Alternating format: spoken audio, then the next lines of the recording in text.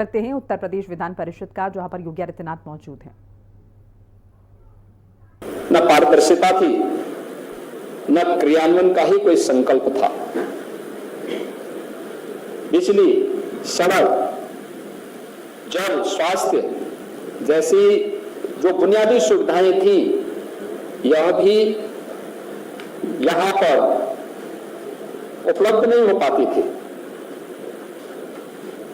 उसके प्रति सरकार की उदासीनता थी। युवाओं के लिए रोजगार नहीं, किसानों के लिए कोई राहत नहीं और निवेशकों को प्रदेश पर भरोसा नहीं।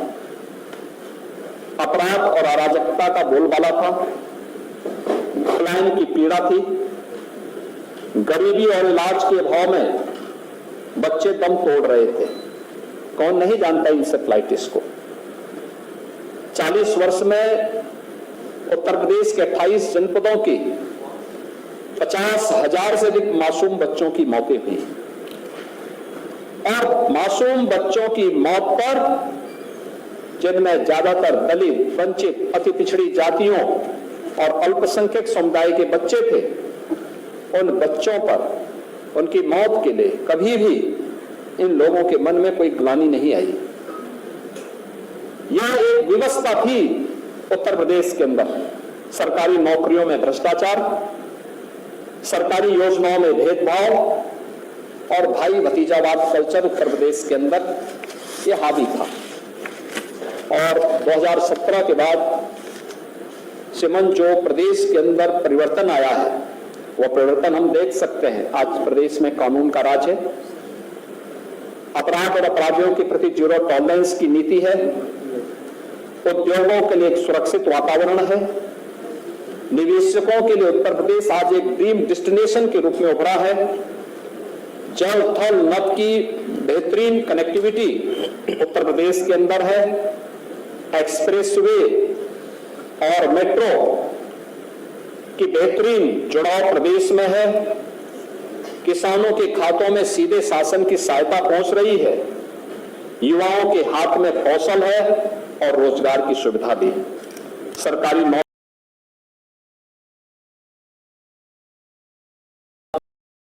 तुष्टीकरण के ये डबल इंजन की सरकार समाज के हर व्यक्ति को उपलब्ध करवाने के लिए प्रतिबद्ध है।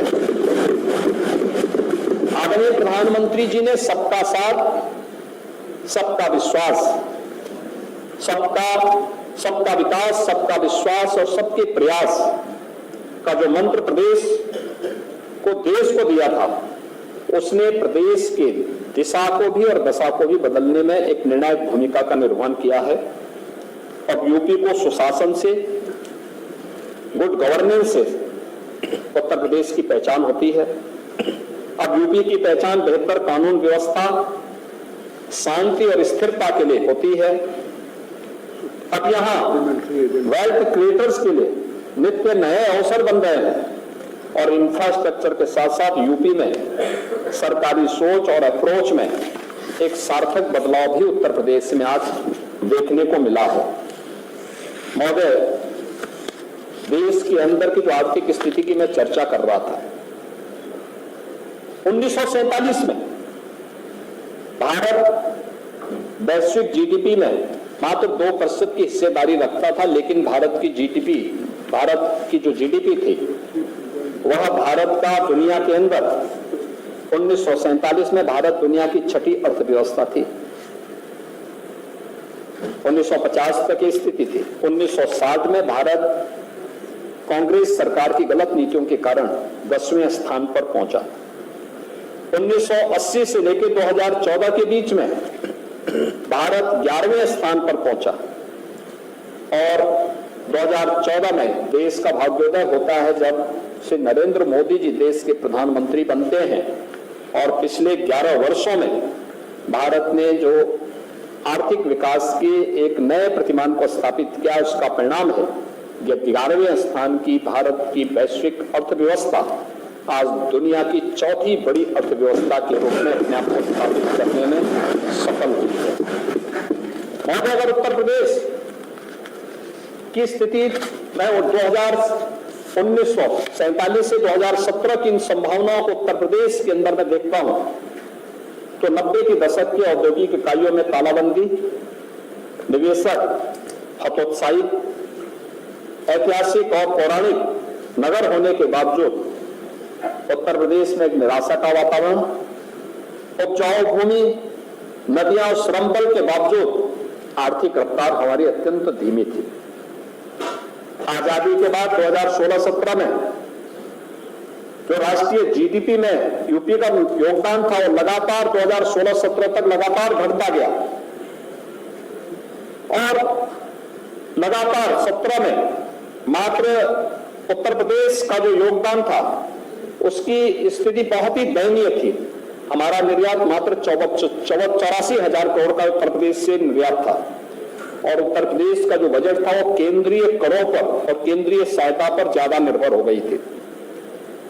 नीति आयोग के फिस्कल हेल्थ इंडेक्स में उत्तर प्रदेश को एक पिछड़े राज्य के रूप में नीति आयोग ने माना था, लेकिन पिछले 8 वर्ष में 2017 से 2025 के अंदर 8 वर्ष में जीएसडीपी में उत्तर प्रदेश ने एक लंबी छलांग लगाई है। 2016-17 में उत्तर प्रदेश की जीएसडीपी लगभग 13 लाख करोड़ थी। आज मान्यवर यह बढ़कर के लगभग इस वित्तीय वर्ष के अंत तक 35 लाख करोड़ की होने जा रही है। उत्तर प्रदेश का जीडीपी में जो योगदान था, जो मात्र 8% रह गया था, आज ये बढ़ करके 9.5% इस वित्तीय वर्ष के अंत तक पहुंचेगा और प्रदेश ने प्रति व्यक्ति आय जो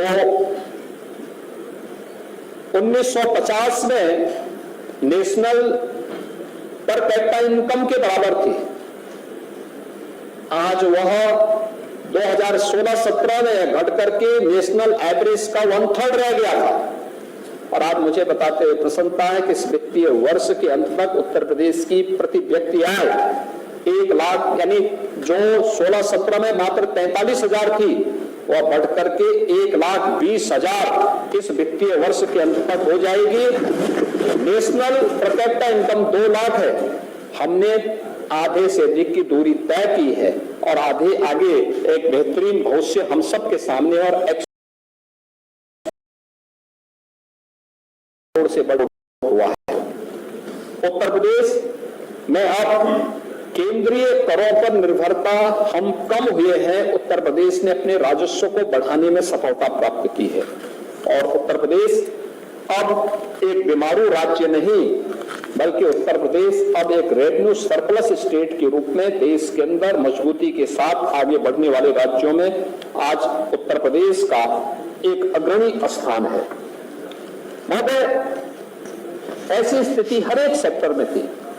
कृषि और उससे संबद्ध क्षेत्र में प्रदेश में अन्नदाता से अन्न महाशक्ति के रूप में उत्तर प्रदेश को स्थापित करने की यह एक कहानी है, एक गाथा है। 1947 से 17 तक हमारे किसानों ने कठिन परिस्थितियों में पसीना बहाकर अन्न उगाया, परंतु उत्पादकता की रफ्तार सीमित थी, यानी उसकी लागत बहुत ज्यादा।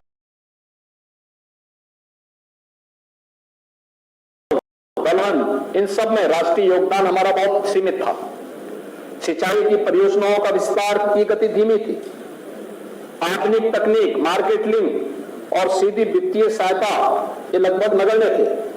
पशुधन, डेयरी, मत्स्य क्षेत्र में योजनाबद्ध निवेश का अभाव था और कृषि आधारित उद्योग सीमित क्षमता से ही चल रहे थे। लेकिन 2017 के बाद प्रदेश सरकार ने इस दिशा में जो प्रयास प्रारंभ किए हैं, आज परिणाम है कि कृषि क्षेत्र में जो विकास दर है उत्तर प्रदेश की वर्तमान में 14% है, जो नेशनल एवरेज से 4.5% अधिक है। ये उत्तर प्रदेश की इन संभावनाओं को बताता है जो उत्तर प्रदेश के अंदर पहले भी मौजूद थी, लेकिन पिछली सरकारों ने इस दिशा में कार्य नहीं किया था। उत्तर प्रदेश देश के अंदर कुल कृषि योग्य भूमि का 10% रखता है, आबादी 16% है, लेकिन 10% भूमि अत्यंत उर्वरा है, कृषि योग्य भूमि है। इसमें 86% से अधिक भूमि सिंचित है और इस सिंचित भूमि के कारण उत्तर प्रदेश के अंदर आज हमारी जो संभावनाएं आगे बढ़ी हैं, इन संभावनाओं के कारण आज हम लोगों ने उत्तर प्रदेश के अंदर एक बेहतरीन स्थिति पैदा की है। 21% खाद्यान्न उत्पादन का काम उत्तर प्रदेश अपने यहां कर रहा है। आज हम देश के अंदर गेहूं उत्पादन में नंबर 1 पर है, चावल उत्पादन में अग्रणी राज्यों में है। हमने दलहन और तिलहन के अंदर भी प्रदेश के अंदर अपने उत्पादन क्षमता को काफी बढ़ाने में, अगर तिलहन की उत्पादकता को जो राष्ट्रीय योगदान है हमारा आज 3.3% से बढ़कर के लगभग 7% हुआ है। दलहन उत्पादन 9.1% से बढ़कर के 14% हुआ है और इसमें हमने इसकी उत्पादन क्षमता को भी बढ़ाने में सफलता प्राप्त की है। और अगर गन्ना किसानों की मैं बात करता हूं तो उत्तर प्रदेश के अंदर गन्ना, उत्तर प्रदेश जहां चीनी मिलें बंद हो रही थी, आज हम देख सकते हैं कि उत्तर प्रदेश में हम लोग राष्ट्रीय योगदान का लगभग 55% गन्ना का उत्पादन अकेले उत्तर प्रदेश कर रहा है। उत्तर प्रदेश में अब पिछले 17 से अब तक हमने गन्ना मूल्य का 2,86,000 करोड़ रुपए का गन्ना मूल्य का भुगतान गन्ना किसानों को किया है। उत्तर प्रदेश में 120 चीनी मिलें आज के दिन पे संचालित है। 120 में 105 चीनी मिलें ऐसी हैं जो एक सप्ताह के अंदर गन्ना मूल्य का भुगतान कर रही है। 15 चीनी मिलें हैं जिनकी स्थिति असमंजस की स्थिति में है, लेकिन गवर्नमेंट ने उन पर दबाव बनाया है कि वे भी समय पर अपना गन्ना मूल्य का भुगतान करें। और इस दौरान प्रदेश ने 3 नई चीनी मिलों की स्थापना की, 6 पुनः संचालित हुई है, 38 की क्षमता विस्तार किया है और 1,25,000 नए रोजगार के सृजन भी इन चीनी मिलों के साथ आगे बढ़ी है। और इथेनॉल उत्पादन में भी उत्तर प्रदेश 2017 में जहां केवल 42 करोड़ लीटर उत्पादन करता था, 24-25 में बढ़कर के 177 करोड़ लीटर हुआ है, जो देश में नंबर 1 पर है। और इसके साथ ही उत्तर प्रदेश ने आलू उत्पादन में देश के अंदर राष्ट्रीय योगदान में 40% से अधिक योगदान यूपी कर रहा है। केला उत्पादन में 19% योगदान उत्तर प्रदेश कर रहा है। सब्जी उत्पादन में 19% का योगदान उत्तर प्रदेश का है। अन्य औद्योगिक फसलों में भी उत्तर प्रदेश का 16% से अधिक योगदान है। और कृषि विविधीकरण में ठोस प्रयास और फल और सब्जियों के उत्पादन में भी उत्तर प्रदेश देश में नंबर 1 स्थान पर है। प्रदेश ने अपने अन्नदाता किसानों की आमदनी को बढ़ाने के लिए प्रदेश के अंदर निर्यात प्रोत्साहन बोर्ड का गठन भी किया है। महोदय, प्रदेश के अंदर खाद्यान्न खरीद के मामले में अगर हम देखेंगे तो पिछले 7-8 वर्षों में हम लोगों ने धान के लिए उत्तर प्रदेश के अन्नदाता किसानों को 88,951 करोड़ 11 लाख रुपए का भुगतान डीबीटी के माध्यम से किया है, जो हमने सीधे उनसे खरीदी की। और कितना पैसा डीबीटी के माध्यम से अन्नदाता किसानों के खाते में दिया है। गेहूं में हम लोगों ने पिछले 8 वर्ष में 45,935 करोड़ 46 लाख रुपए सीधे डीबीटी के माध्यम से अन्नदाता किसान के खाते में दिया है। मक्का खरीद के लिए हम लोगों ने पिछले 8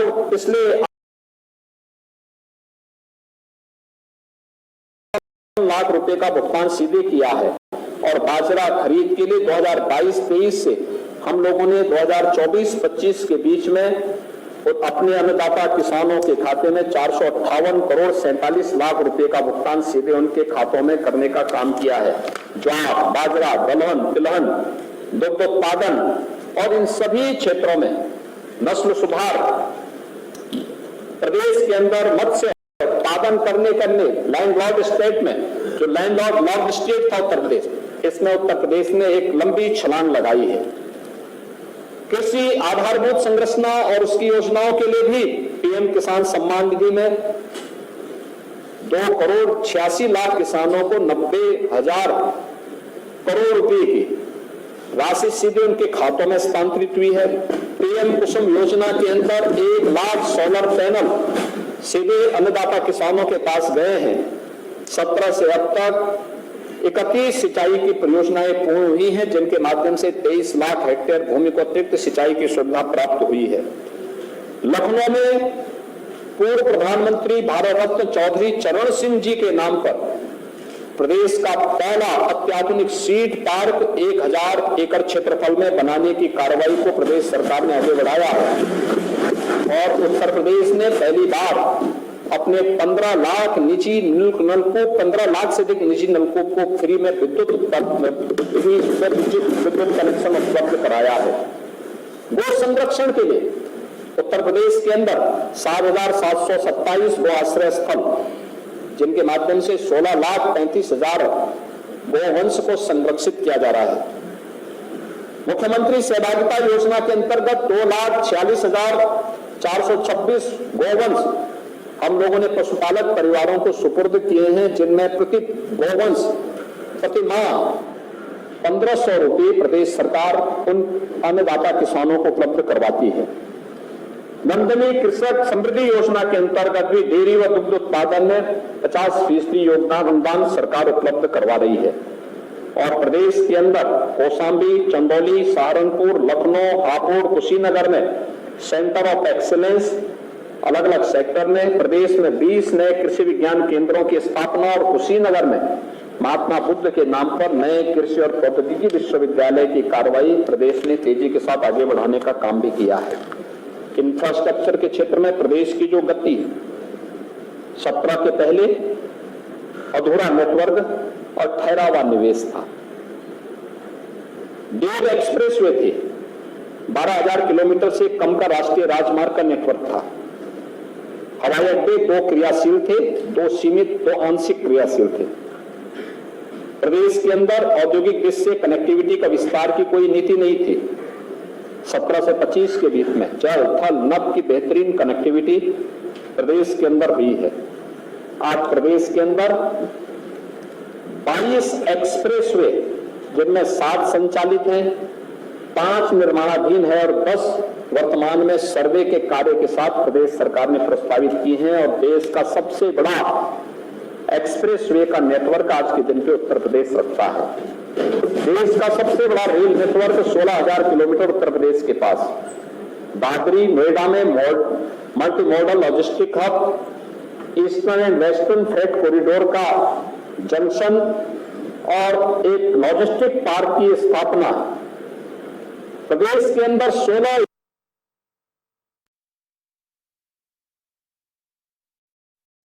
तो देखिए, योगी आदित्यनाथ को आप सुन रहे थे। विधान परिषद से सीएम योगी आदित्यनाथ लाइव थे, जहां उन्होंने कहा प्रति व्यक्ति आय में बढ़ोतरी सरकार कर रही है। सीएम योगी ने सपा पर भी इस दौरान जमकर निशाना साधा। उन्होंने कहा 2017 से पहले यूपी में विकास नहीं हुआ था, 8 साल में यूपी में विकास हुआ।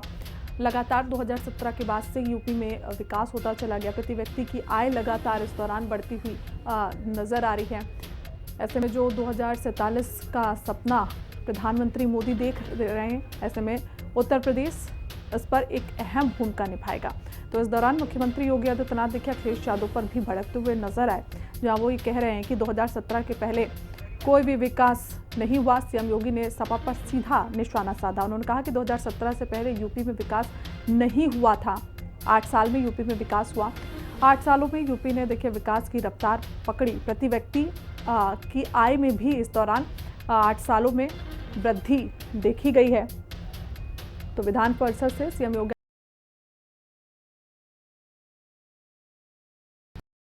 अपने कामों का यहाँ पर बखान दिया और उन्होंने कहा कि किस तरीके से 8 सालों में उत्तर प्रदेश ने तरक्की की राज्य में खासकर युवाओं को रोजगार मिला है। लगातार 8 सालों में उत्तर प्रदेश विकास की राह में आगे बढ़ता रहा है। और ऐसे में देखिए प्रधानमंत्री मोदी का जो 2047 का सपना है विकसित भारत का, उसमें उत्तर प्रदेश एक अहम भूमिका निभाने वाला है। योगी आदित्यनाथ ने कहा कि 2017 से पहले क्या हालात थे उत्तर प्रदेश के, ये किसी से भी नहीं छुपा हुआ है, क्योंकि जिस तरीके से 2017 से पहले गुंडा राज यहाँ पर था, बदमाशों पर नकेल नहीं कसी जाती थी, और 2017 के बाद लोगों की आय में वृद्धि हुई है, गरीबी लोगों की मिटी है। एजुकेशन में वृद्धि हुई है और बदमाशों को भी योगी पुलिस ने सबक सिखाया। तो देखिए, विधान परिषद से सीएम योगी आदित्यनाथ को आप सुन रहे थे, जहां समाजवादी पार्टी पर जमकर बरसते हुए योगी आदित्यनाथ नजर आए। सीएम ने साफ कहा कि 2017 से पहले यूपी में विकास नहीं हुआ।